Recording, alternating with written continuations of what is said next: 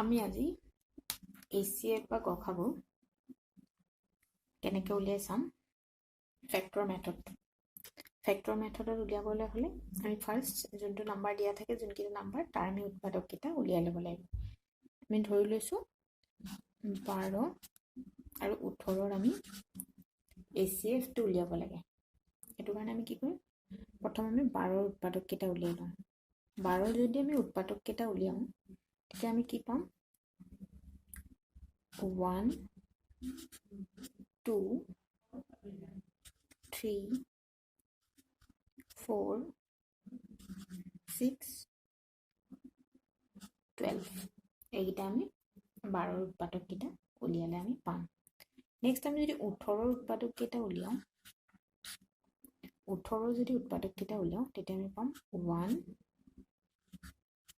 2 3 6 9 আৰু 18 এতিয়া আমি দুইটা নাম্বাৰ আমি উৎপাদককেইটা উলিয়াই দিলোঁ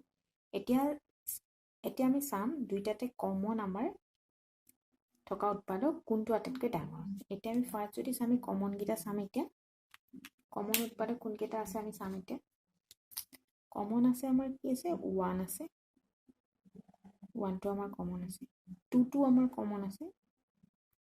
নেক্সট যদি চাওঁ আমাৰ 3টো কমন আছে নেক্সট 4টো কমন নাই 6টো কমন আছে 6টো কমন আছে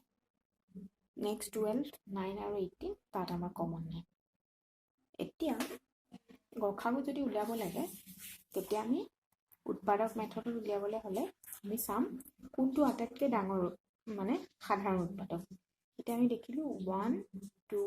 3 6 ইয়াৰ আটাইতকৈ ডাঙৰ উৎপাদকটো 6 এতেকে ইয়াৰ আমাৰ গসাগু হ'ব 6 এনেকৈ আমি উৎপাদকখিনি উলিয়াই পেলাই গসাগু নিৰ্ণয় কৰিব পাৰিম